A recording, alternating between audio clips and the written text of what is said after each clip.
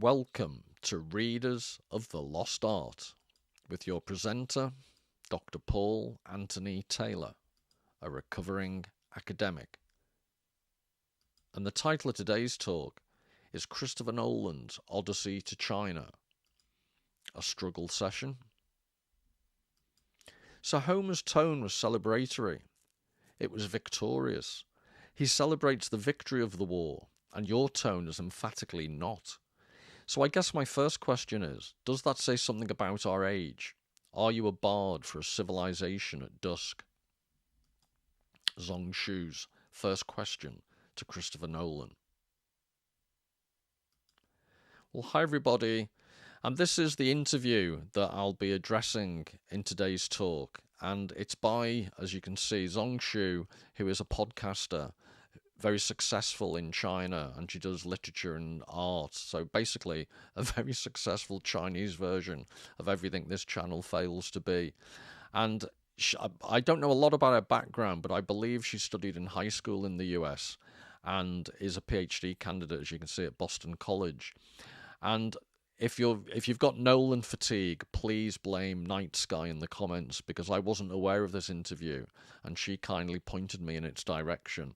And I found it really interesting, but not interesting in the way that Christopher Nolan tends to use that word when he says that's an interesting question quite a number of times, when I think he's actually struggling to answer the question.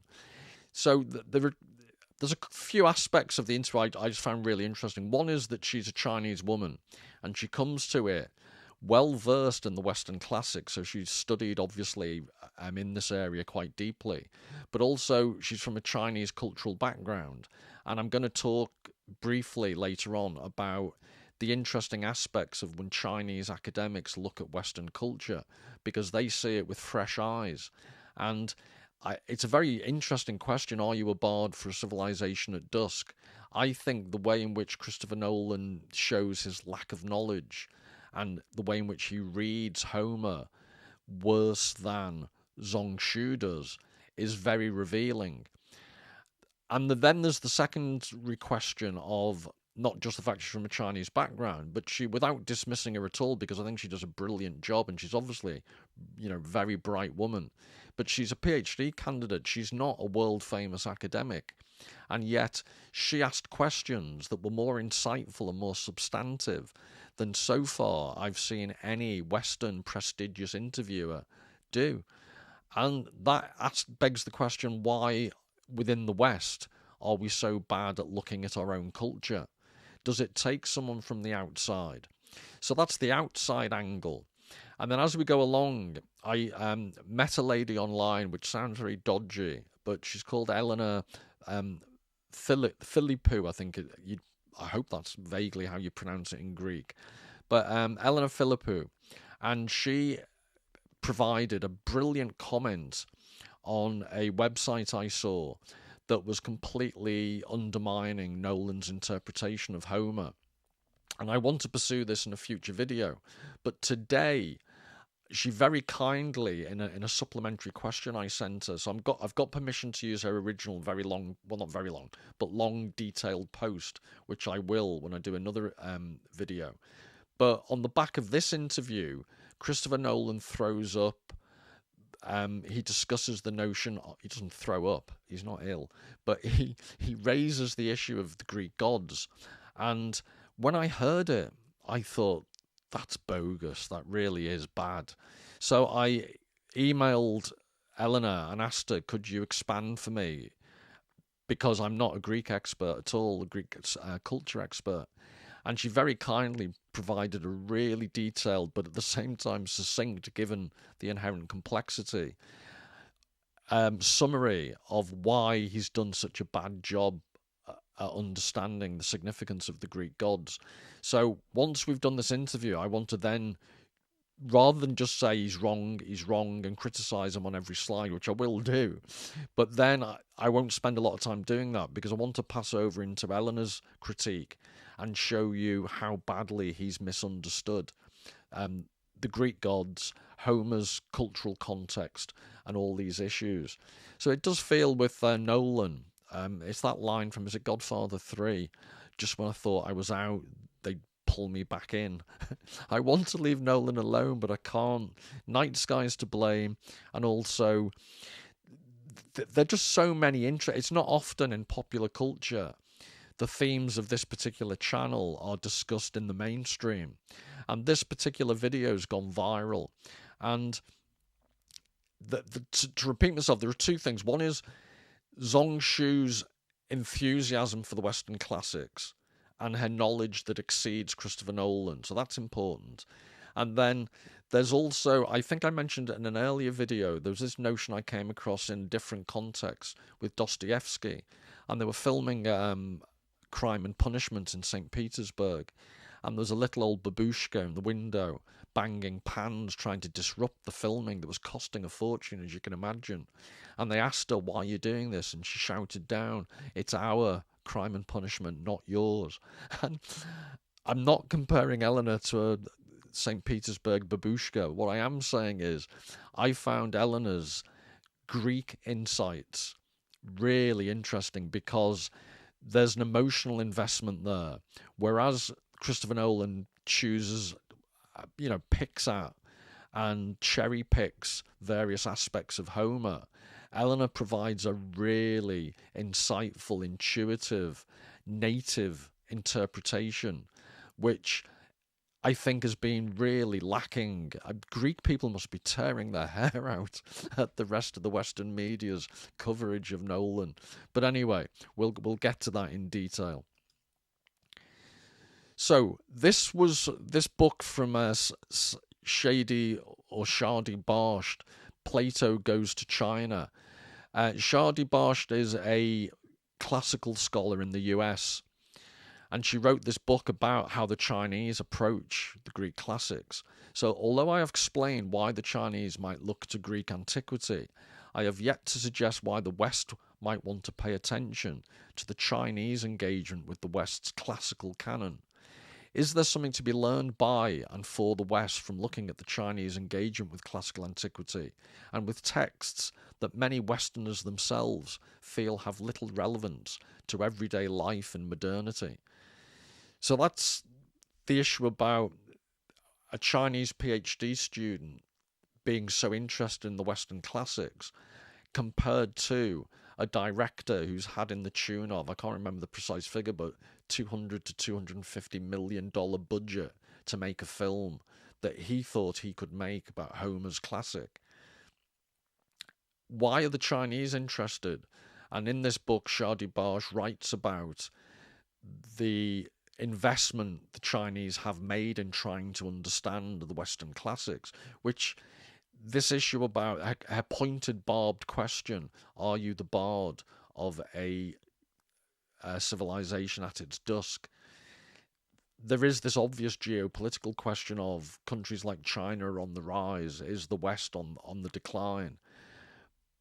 So there is that, and I would suggest that a major atmospheric element of the Odyssey as a film is it's apocalyptic, the end of an era. He keeps whittering on about the end of the Bronze Age, although people living in the Bronze Age wouldn't refer to it as the Bronze Age because they wouldn't have, it's an anachronism, they wouldn't have that historical perspective, but that doesn't stop Christopher Nolan. Apart from scholarly interest, is there a point observing Chinese thinkers reading Plato or Aristotle, or I'd add to that Homer? My answer is an emphatic yes. For one, the West can now see the Chinese watching the West. I don't mean as a sort of espionage. On the contrary, looking at how Chinese scholars read the West's classics provides the West with an opportunity to see itself in another culture's mirror. So that's one way in which I'm interpreting this interview. It is really interesting to see a Chinese person's perspective on our own culture. And this is Barsht quoting the Chinese Journal of Classical Studies, which has a very ideological ring to it, as you'll see. Chinese civilization has a sure-footed and temperate educational tradition. However, under the impact of the modern culture of Western civilization, this tradition has already been shattered to pieces. For over 100 years, scholars of our country have faced the yet unfulfilled historical mission to command a profound understanding of Western civilization, and then to restore the spirit of China's traditional civilization. If we do not understand the classical civilization of the West, we will probably be unable to have a comprehensive and profound grasp of modern Western civilization. And if we do not have a thorough understanding of the whole pattern of Western civilization, we will also not be able to fully and deeply understand and grasp the spiritual situation of Chinese civilization and its future destiny. Now, it's probably self-serving because if you're an editor of the Chinese Journal of Classical Studies, you're probably going to argue for the importance of studying the classics. Except, to repeat ad nauseum, this is Chinese academics looking at Western classical civilization.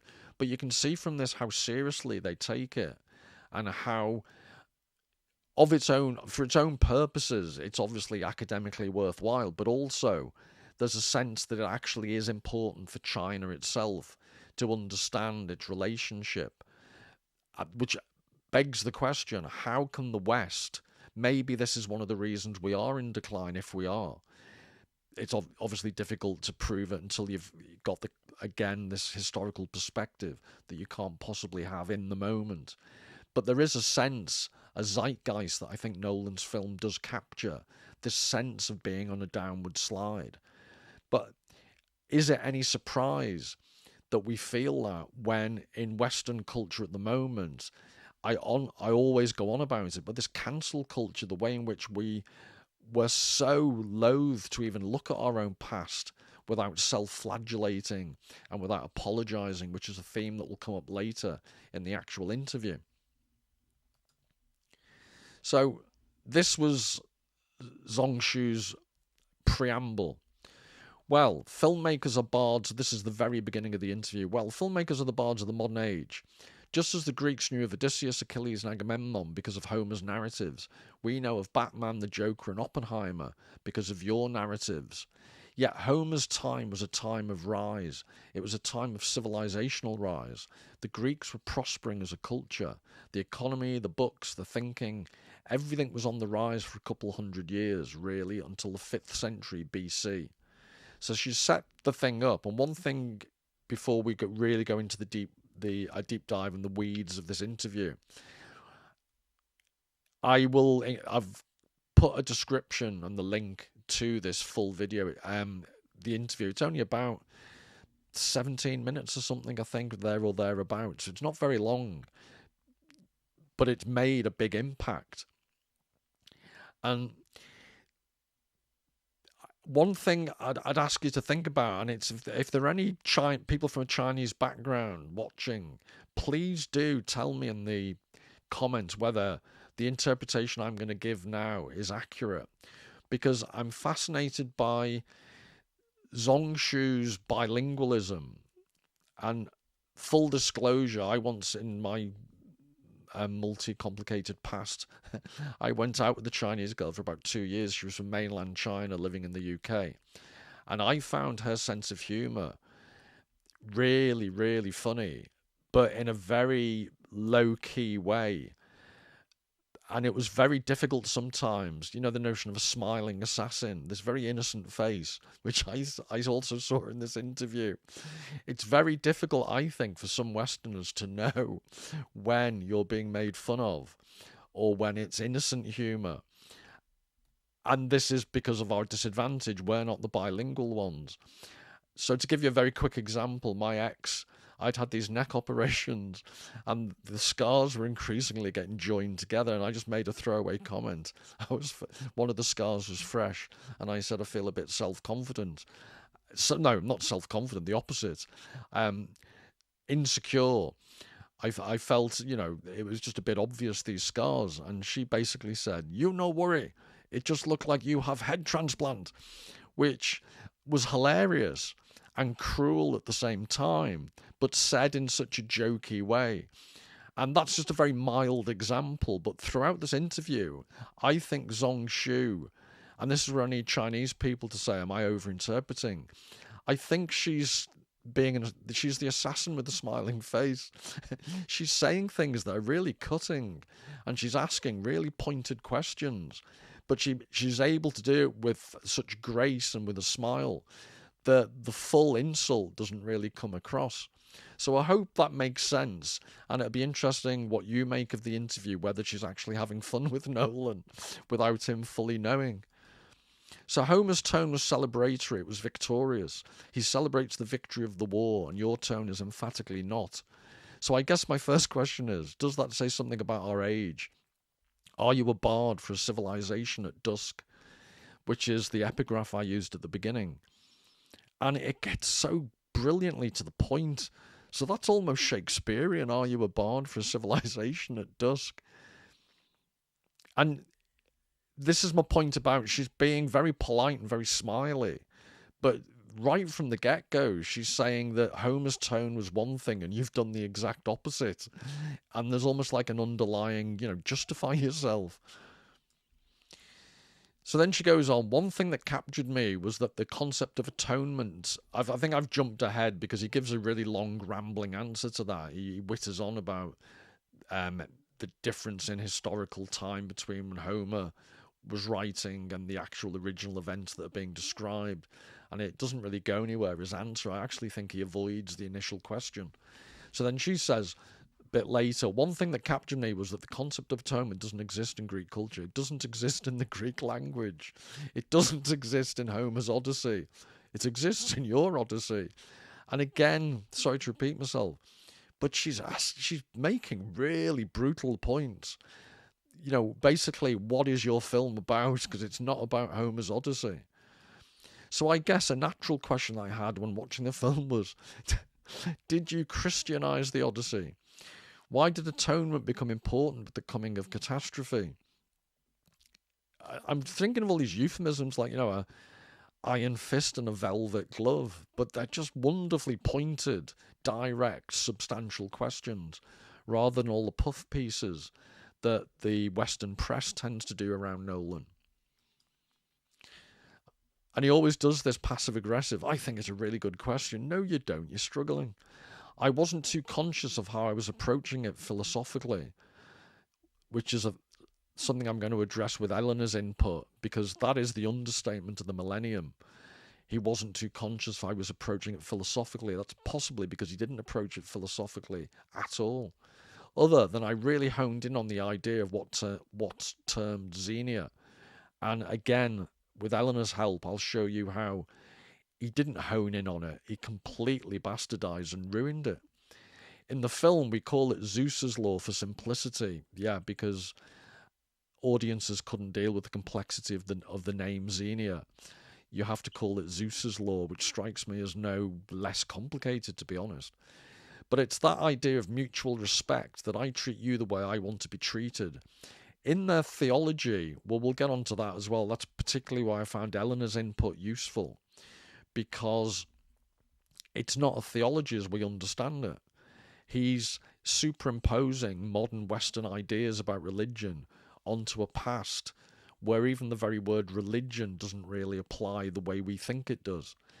It's because you might be a god in disguise. Utter nonsense. And Elena will give you the chapter and verse on why that particular, it's because you might be a god in disguise, why that is the basis of treating people as you'd like to be treated.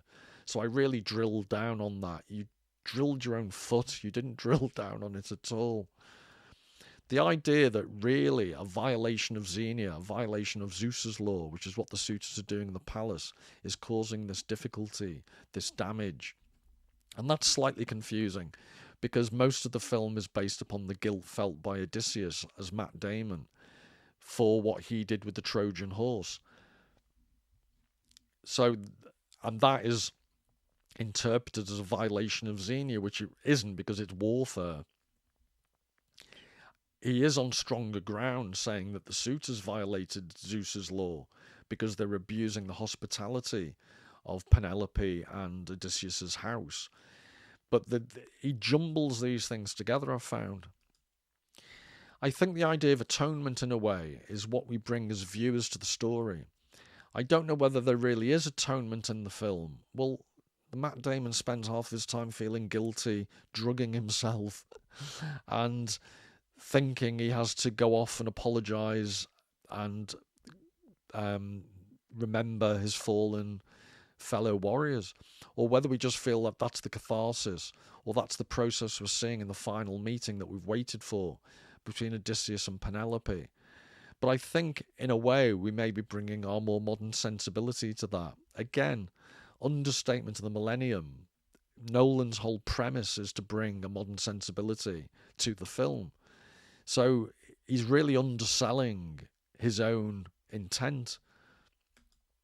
It's a very here we go, another. It's a very interesting question.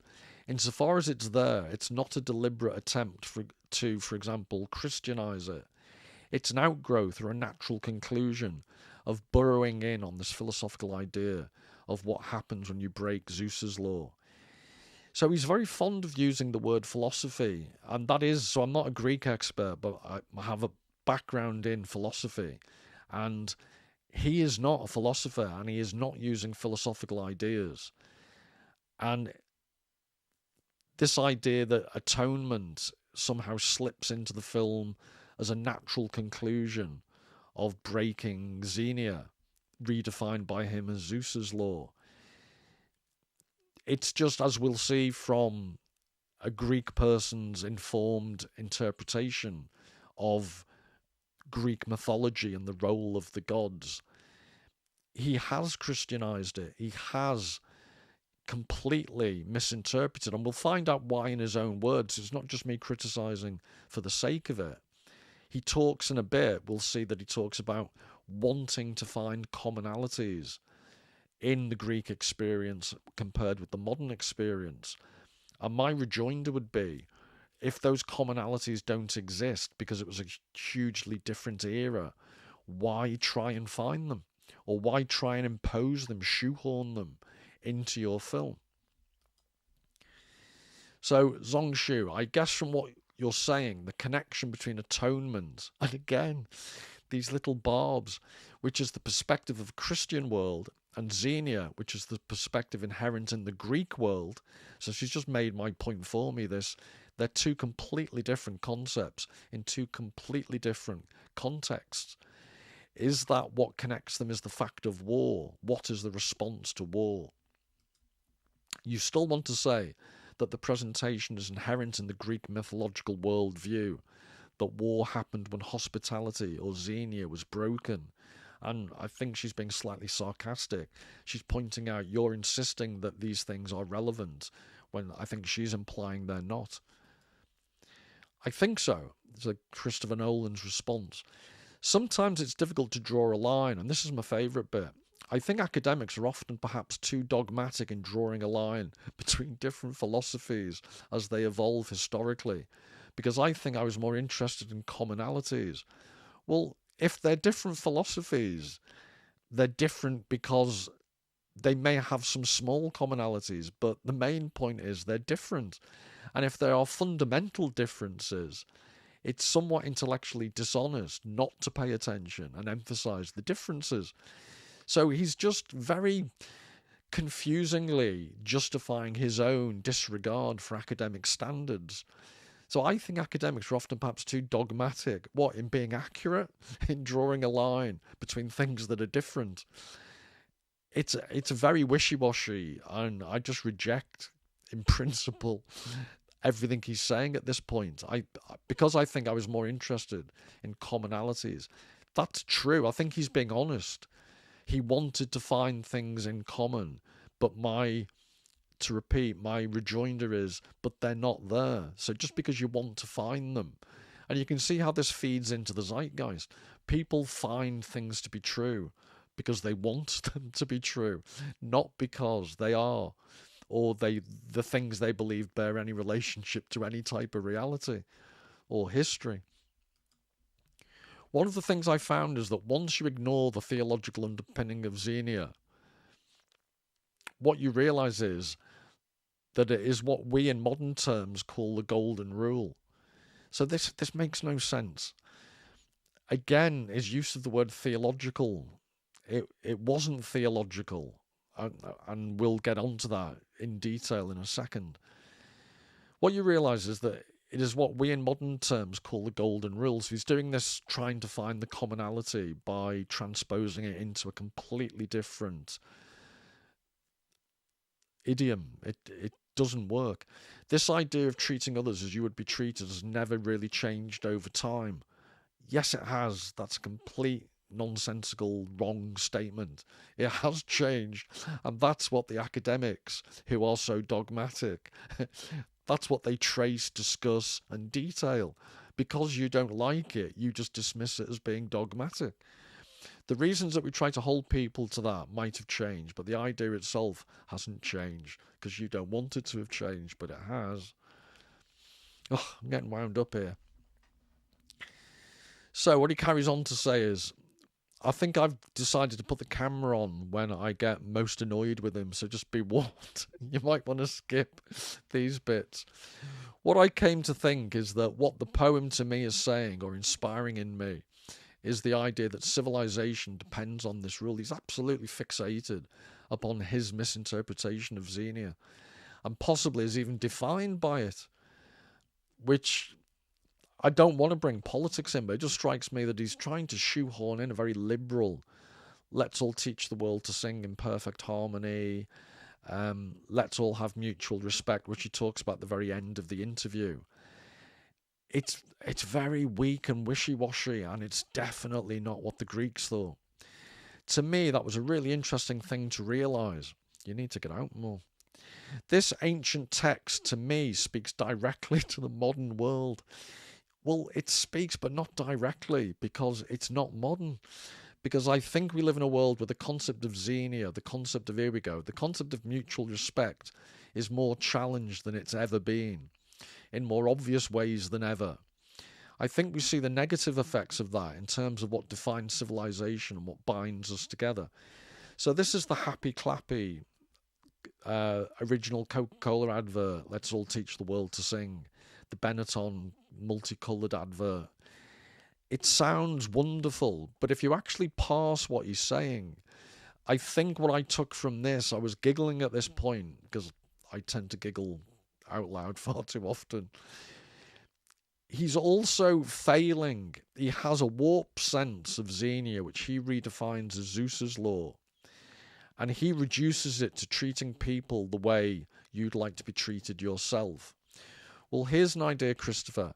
How about treating ancient philosophy and ancient culture with the respect it deserves, because it's not the same as your culture, and those people held deeply different views to you?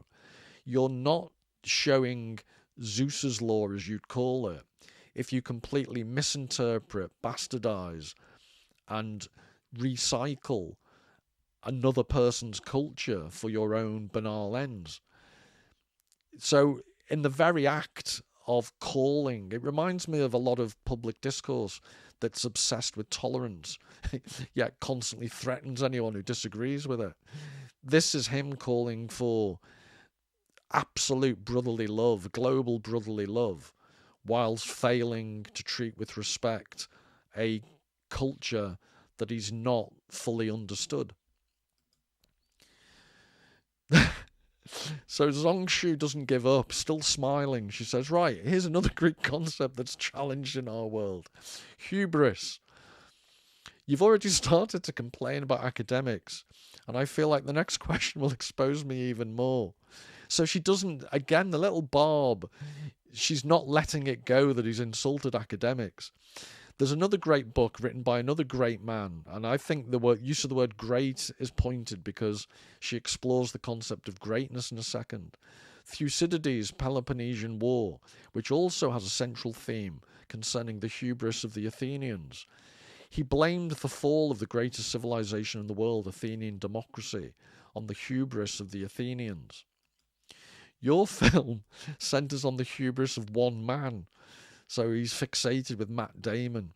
The human pride of one specific man. My question is, should Odysseus repent for his human pride? Maybe pride is appropriate for a great man. So again, it's this subtly, non too subtle coding of the fact. Another way of saying all this, if I'd have said this, it would have been something really rude and rebarbative, like, "So, Christopher, you really struggle with high achievement and greatness, don't you?" And she phrases it so much better. And again, I think he now goes on to demonstrate the hubris of Western culture. He's purportedly talking about the hubris of one man. And we'll see from Elena's contribution shortly, the whole point of the Odyssey as a Homer's story is to provide guidance and a spiritual metaphor for humankind at large. So Homer takes the tale of one man and makes it universal. Nolan takes a universally relevant metaphorical tale and reduces it to Matt Damon running away from Hades shouting, "Let's go." I mean, I suppose the question could be asked, what difference would it make if he repented? That's the interesting thing about these philosophical approaches. Again, his use of the word philosophical, I don't think he knows one end of a philosophy from the other. His repentance would be purely internal. It would be purely for his own spiritual self. It wouldn't necessarily affect anything outside of him because the damage is done. Xenia is broken, maybe for all time. I don't follow the logic at all, because it's a very confused reading of Xenia. The idea that it was broken with the Trojan horse, is that what he's trying to say? Which, to repeat, Xenia doesn't apply in warfare. It's a completely different set of rules. That's the interesting thing. I think that this is the thing about hubris. It's tragic because it's irreversible, essentially. Again, with Elena's help, we'll look at that. I think that's a very dodgy claim, because part of Homer's power and part of the whole Odysseus story is he shows hubris. That's what delays his journey when he fires an arrow at the Cyclops, Polyphemus. But he learns from that. He learns from his mistakes, and he eventually gets home to Ithaca, which is a metaphor for finding his real inner self. That's where Christian theology looks at it in a different way. But in a practical sense, it doesn't necessarily change what's happened. And therefore, in storytelling terms, it isn't necessarily relevant. This phrase, in storytelling terms, it isn't necessarily relevant. My rephrasing of that, I think what he actually means is the implications and subtleties of Homer's tale are too complicated for a Hollywood story. So we're talking about hubris, and I think Zhong Shu has introduced the theme deliberately. And maybe this is me. People have read far too much subtlety into Christopher Nolan. I don't want to be accused of reading far too much subtlety into Zhong Shu's questions, but she strikes me as a lot brighter than Nolan. And I can't escape the feeling that Christopher Nolan, in this bit here and the subsequent bit where he talks about storytelling, he's talking about the storytelling, and yes, of cinema in the next section.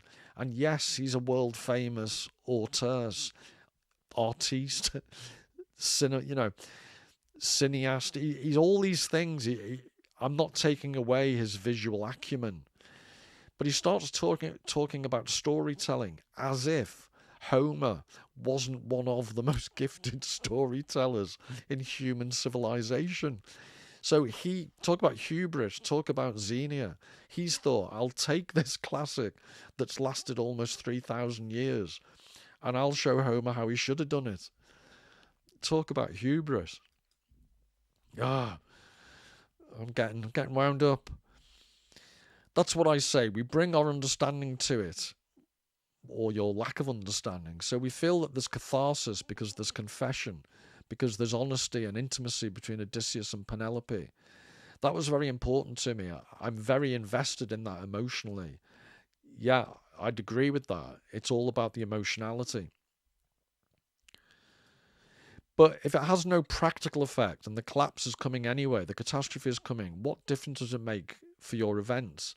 That's the interesting thing. Are we concerned with his spiritual well-being? Or are we concerned with the world that he lives in and the world that, in some sense, he feels he damaged. Again, I'm not sure I follow the logic, because the whole point of Homer's story is, as I said previously, he uses the story of an individual man and takes universal significance from it. So it's not for Homer an either or. The universal is in the particular and the particular is in the universal. But he reduces it to a dichotomy. And also the issue of balance that the Greeks, I've mentioned in the past Nietzsche's The Birth of Tragedy and the discussion of the Apollonian and the Dionysian.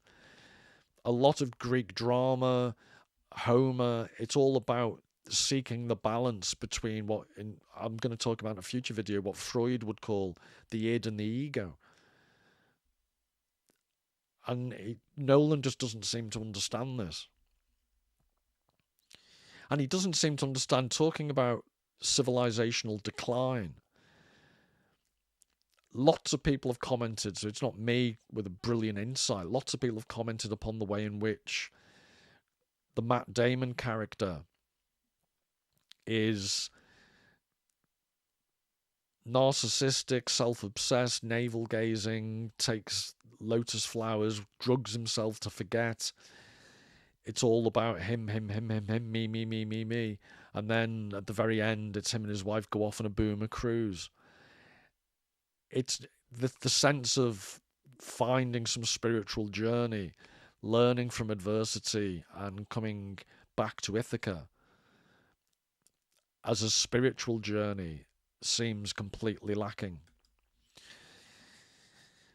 So Zhong Shu doesn't give up. We live in an age that demands apologies from greatness. Great storytellers, when they portray greatness, Homer celebrates it. We circle around it, we dance around it, or we turn greatness into privilege and we demand apologies for it. That's a fact of Hollywood.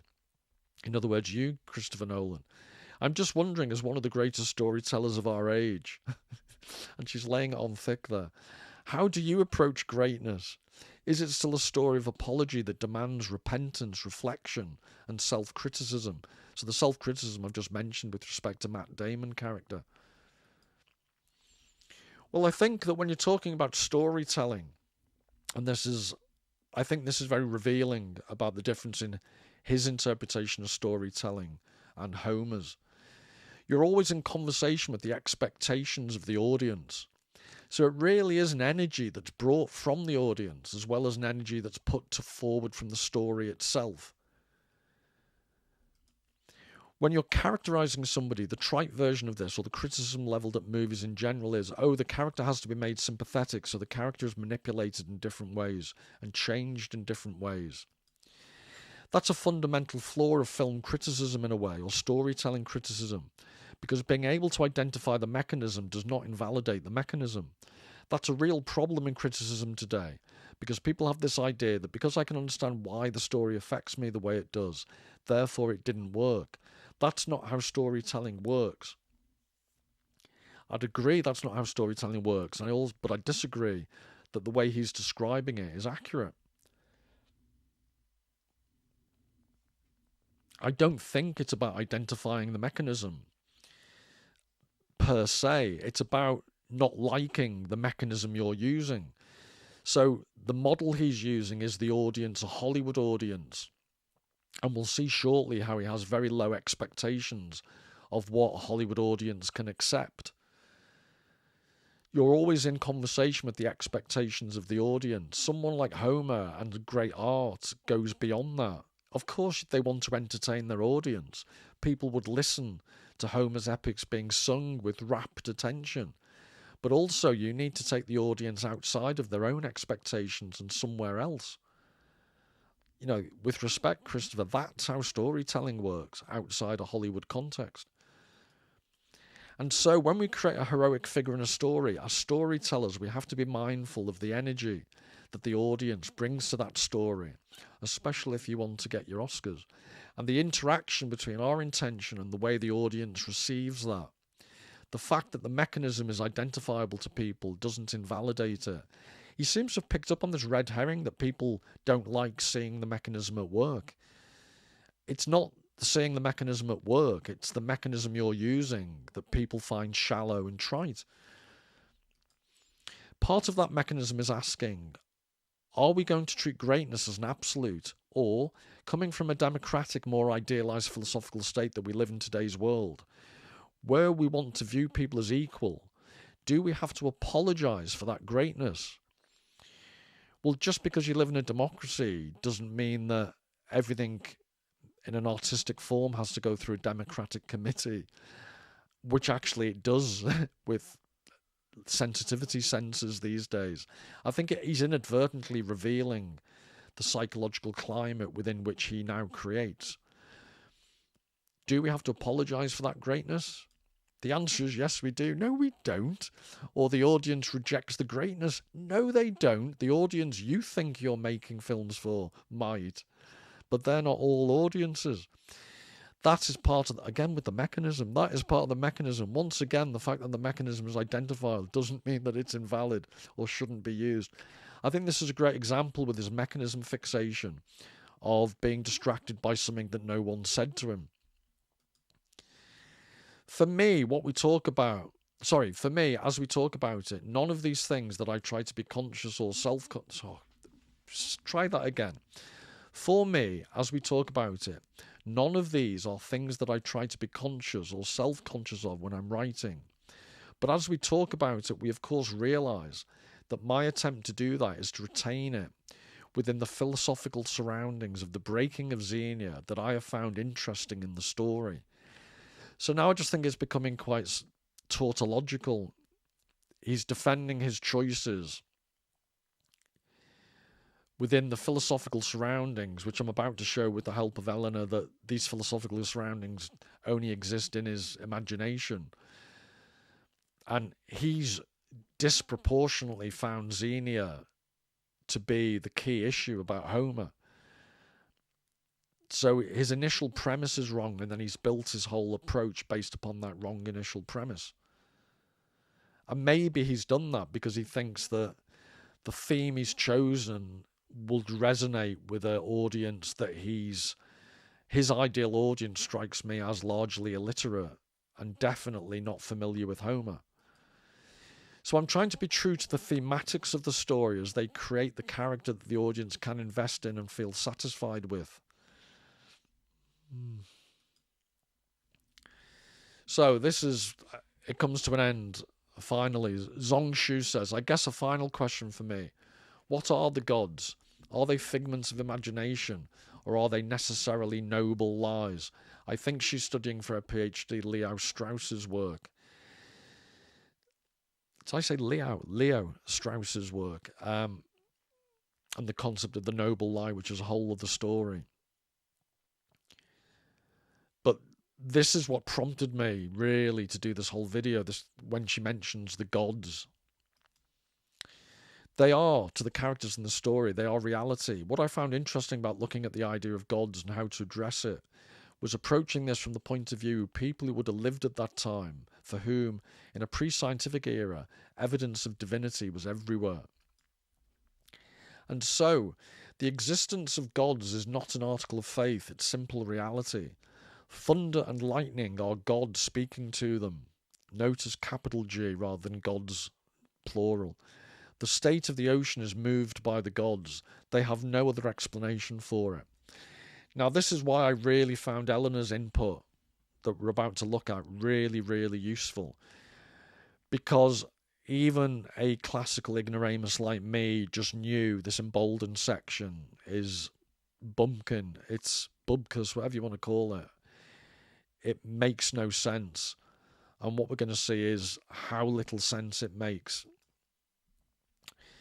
So just as we accept things from science as absolute fact, the Earth is round and we travel around the sun. There's a few people who would deny that. We can't know these things. We take them on faith because they're presented as facts. The same would be true of the theological structure that explains nature to people of that time. Again, it's not theological. I don't think he understands the difference between theology and what the ancient Greeks believed.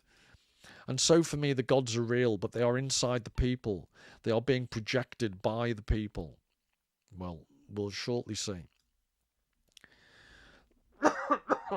Excuse me. So Zhong Shu says, and again, I'm very tempted to believe she's being sarcastic. Oh, that's cool, just like superheroes for the moderns. Yes, in a way. Well, thank you very much, Mr. Nolan. That's where it all ended. Right, well, quickly to move on to Elena's contribution. So, Elena Filippou. And she just completely... I don't know a lot of Elena's background. I do know I will put on the channel more material as she produces it, because I think she's working with a classical scholar to produce more stuff. But just thank you again to Elena for providing at very short notice her response to what Nolan was saying about what the Greeks thought their gods were. So on a philosophical level, the gods are symbolic representations of the fundamental principles that govern the human being, the cosmos, and the relationship between the two. The gods should be studied as archetypal realities that reveal the different forces acting within us and around us, teaching us how we ought to think, speak, and act, rather than seen as a primitive religion. That's the bit Mr. Nolan missed. Mythology is a language of philosophy, and philosophy is studying life and death as a cycle. Every god, daemon, nymph, divine being in general, personifies a particular aspect of existence, allowing abstract metaphysical and psychological truths to be understood through the vivid narrative of myth.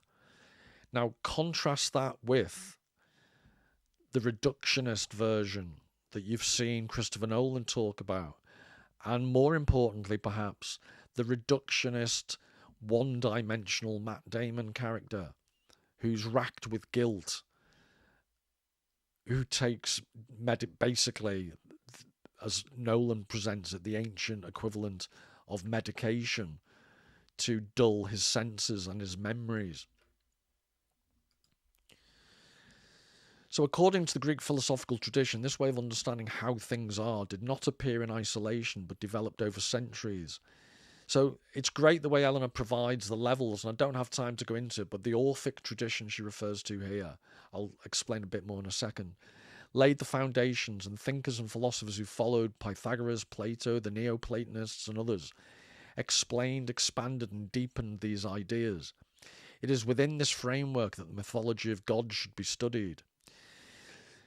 So maybe it's because of my ignorance of classical knowledge that I always go back to the Dionysian versus the Apollonian, but the idea that in the Orphic tradition, I'm trying to remember at least one strand of the Orphic tradition is that Dionysus was torn apart and eaten by the Titans, those that preceded the gods.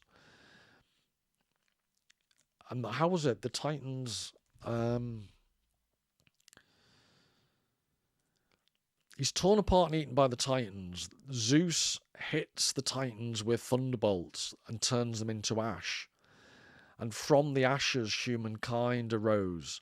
And the Dionysian divine spark, the remnants of the thunderbolt, are our spirit. So our soma, our physical bodies, are from the ashes of the Titans. And this story of Dionysus being consumed. So this is all, it's so many layers, and this just goes to emphasize how shallow Christopher Nolan's interpretation was. So the Orphic tradition laid the foundations, and thinkers and philosophers who followed. It's within this framework that the mythology of the gods should be studied. Reality unfolds from the one into nous, the intelligible luminous principles symbolically associated with fire, and finally into psyche, the soul that becomes the vehicle of nous within our material world, incarnation. Human life is therefore the journey of the man toward the realization of his true, noetic or intelligible nature. Enlightenment is not the acquisition of something new, but the recognition of what one has always been. That is, one realizes their own true nature, and this is Homer's Odyssey.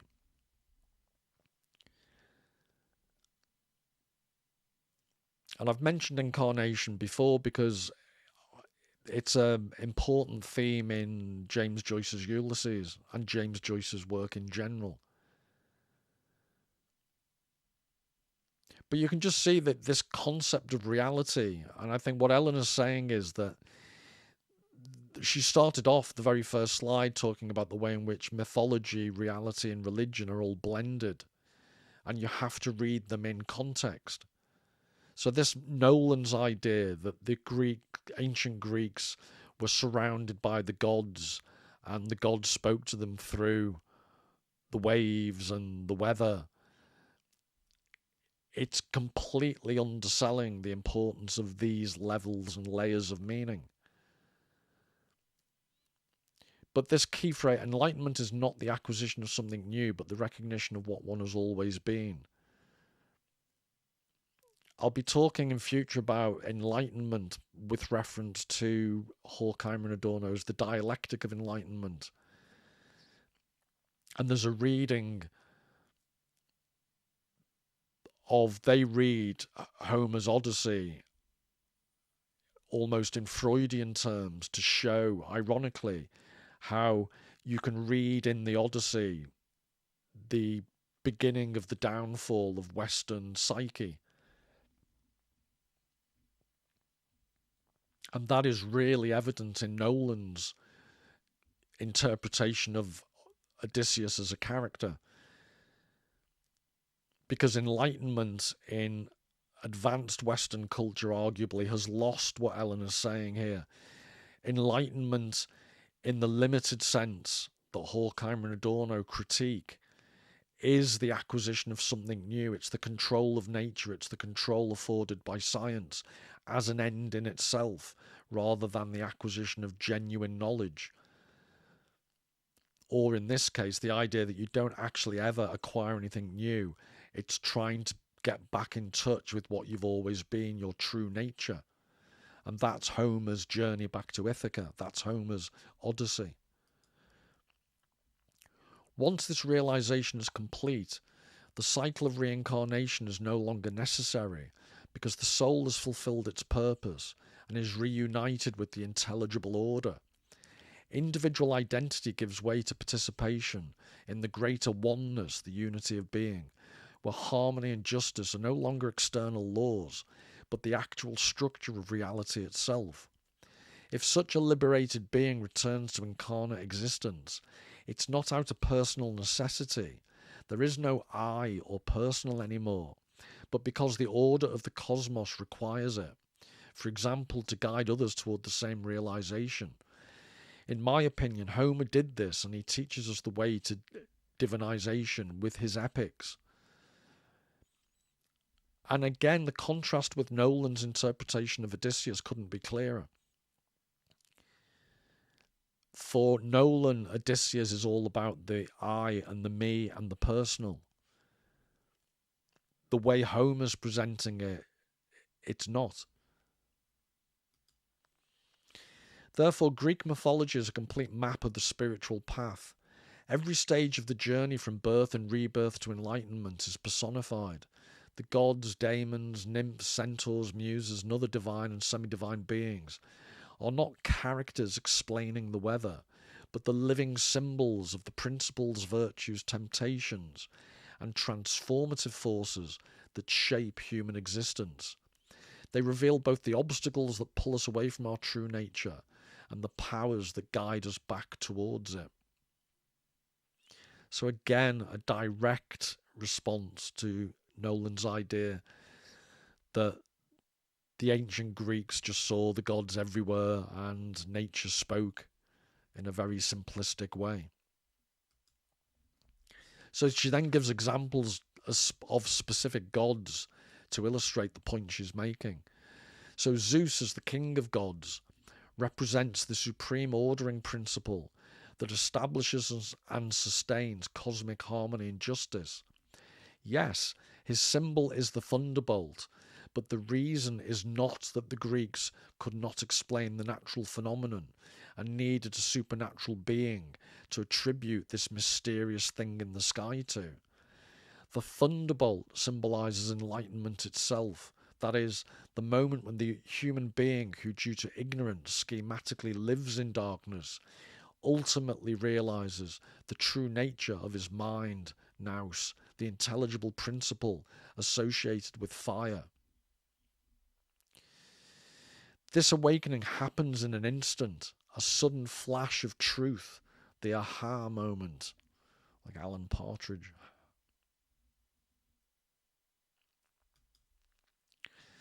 So Zeus's thunderbolt presents the instantaneous realization of one's true nature and the illumination of the human intellect. And this is the bit I find really significant. So if Zeus is the principle of cosmic harmony and justice, could he have a law that demands when a group of people barge into your home and eat and drink your resources and want to steal your wife and kill your son, you show them Xenia because they might be gods in disguise? Of course not. So it's just again a direct undermining of Nolan's misinterpretation of Xenia. Poseidon, ruler of the waters, governs not only the seas, but symbolically the ever-changing emotional life of human beings. Water is the dominant element of earthly life. It flows, rises, crashes into storms, or rests in perfect stillness, much like the emotional world within us. Poseidon personifies the immense power of emotion, capable of either overwhelming or supporting the spiritual journey, depending on whether it's governed by intellect or left untamed. This is why the Odyssey is mainly a sailing journey and not a trip on a horse. The codes hidden in this journey are phenomenal, and the Greek language's etymology reveals it all to us.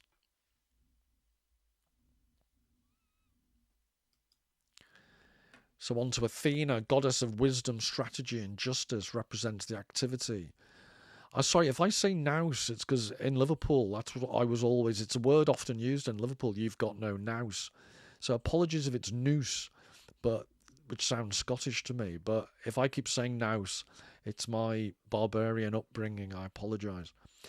So nous, mind, intellect within the human being. She is the divine intelligence applied that acts with clarity, discernment and fairness, guiding reason toward truth and right, virtuous, ethical action rather than mere cleverness. So Athena accompanies and guides Odysseus throughout his journey because he has proven to her that his intellect can govern his emotions. She does not aid him merely because he is clever, but because he continually strives to place wisdom above impulse, reason above passion, and justice above self-interest. We can see then why Athena and Poseidon seem to fight each other in Greek mythology, because they represent this internal struggle between our logic and ethics versus our ego and emotions. All the gods and divine beings can be explained this way. Why is a mermaid half fish and half human? A centaur half human and half horse? All these are constructs, archetypes through which the Greeks express the structure of consciousness, the moral life, and the path toward ultimate reality. Reducing them to personifications of natural phenomena misses the depth of what entire generations of Greek thinkers express so accurately for centuries. The gods and mythology are a symbolic language for consciousness, ethics, virtues, metaphysics, and the structure of reality itself. So I'm going into a lot of depth via Elena's insights here, but the point to really emphasize is just how far away from Nolan's simplistic reduction this is. So what I've emboldened here, I think, describes it beautifully. And I'll be in future, I'm going to use more of Elena's work because she did some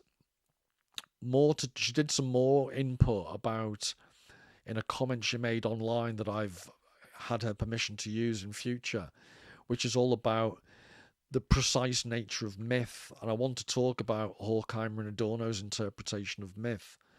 But this idea that all these are constructs, archetypes through which the Greeks expressed the structure of consciousness. Horkheimer and Adorno discuss in the Dialectic of Enlightenment the Odyssey through this contrast between the ego and the id. So the way in which Odysseus has to constantly control his urges and his instincts. And they go on to argue that modern Western society has lost the balance that the ancient Greeks... They're quite dismissive about myth, or they're quite reductionist as well.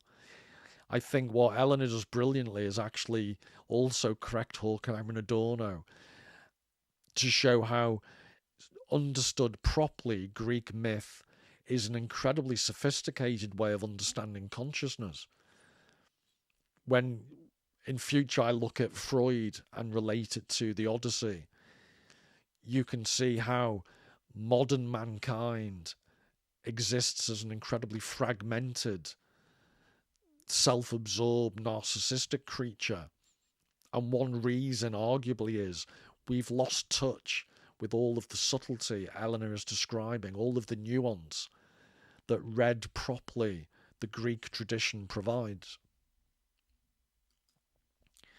To explain Zeus simply as the sky or Poseidon as the sea in the most superficial sense is comparable to explaining thunder by saying that the clouds are angry. It's the kind of explanation that keeps an inquisitive child happy, or a multiplex cinema viewer, not an adult engaging with one of the richest philosophical traditions in human history. And I'm making a slightly snide comment there about multiplex cinema viewers.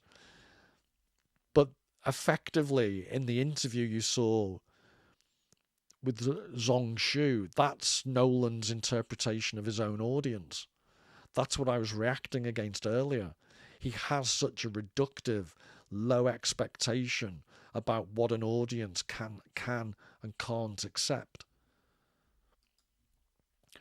When on top of it all, I consider the virtually unlimited resources available to Nolan, from reading the original philosophical texts on Greek gods to consulting those who've devoted their lives to studying them, such a simple interpretation becomes increasingly difficult to justify. And what gets me most is that, in my view, he did it deliberately. But this is a whole different chapter. Ha ha. Sorry, Eleanor, if that's not how you'd say ha ha. It's a bit disturbing and breathy the way I do it. But the point I'd want to emphasize here is the mismatch between whatever the final budget was, over $200 million or thereabouts. I think I've read two different amounts, so apologies, but at the top end I think it was 250 million, but please correct me in the comments. And I've always been intrigued. Hollywood can spend so much on special effects. The whole advertising campaign for the film was fixated upon the use of IMAX cameras. And yet so little effort. I can testify, because I've studied the screenplay in depth, the lack of effort or the lack of expense spent on writing good dialogue, allowing the dialogue to be heard, and providing a better understanding of the original philosophical text. And I did mention in a previous video that they got from the John Ryland's library in Manchester the oldest existing copy, fragment, I should say, of the Odyssey was transported to Nolan and the cast for them to look at. And you would have hoped being inspired by, which makes it all worse. The unlimited resources that Elena refers to, it's what they had and what they misused. So I'll finish. So much thanks to Elena there for all her input, and hopefully, like I said, I'll use more of hers in probably the next video, and hopefully she'll produce more work that I can refer you to.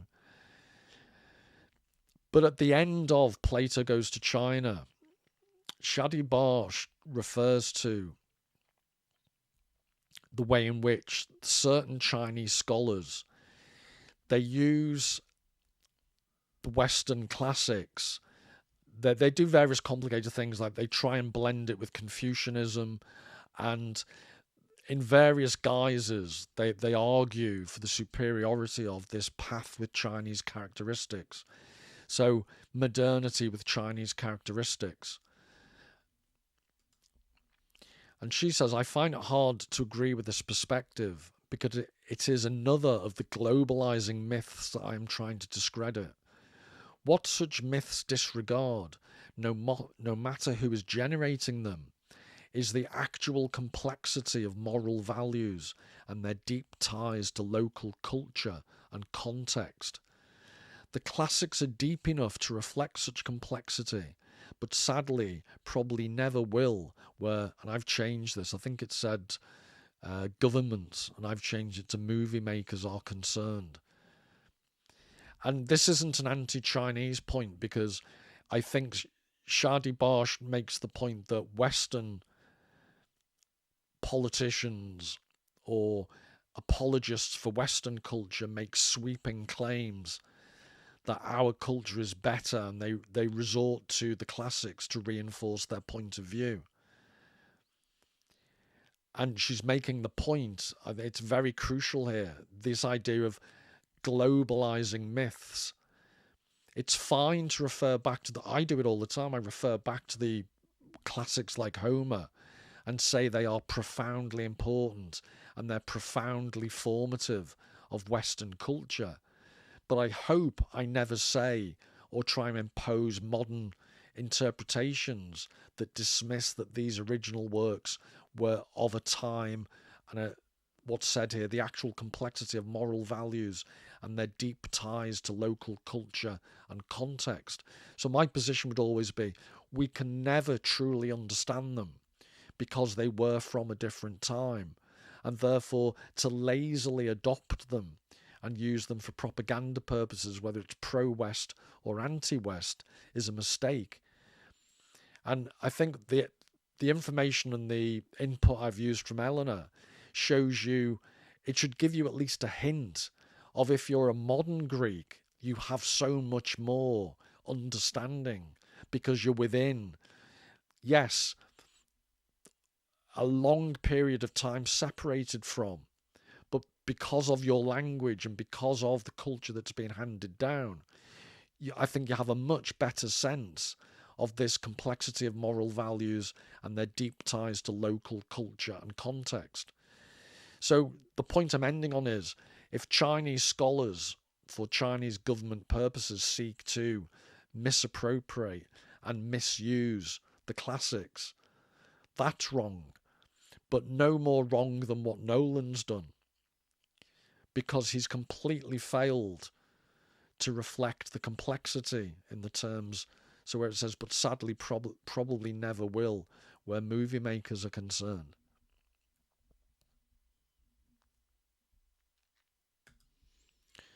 Right, so that's me on the body of Christopher Nolan. It's an image you'll probably struggle to get rid of. And I am convinced, so I've mischievously added, "Are you a midwit?" to the thumbnail. But it was a bit of a shocking video interview that Zhong Shu did with Nolan, because the Jonathan Pageaus of this world and others have really bent over backwards to find subtlety and significance in Nolan's Odyssey. And I honestly think Zhong Shu did a brilliant job at exposing how shallow, no matter how good it is or isn't as a piece of cinema, the underlying philosophy that Nolan keeps claiming he was informed it with, it's just so lacking. So well done, Zhong Shu. I thought it was a struggle session, in the best sense of a struggle session. And I think Christopher Nolan should be made to wear a dunce's cap. So I hope you enjoyed that. All the very best. Till the next time. Take care.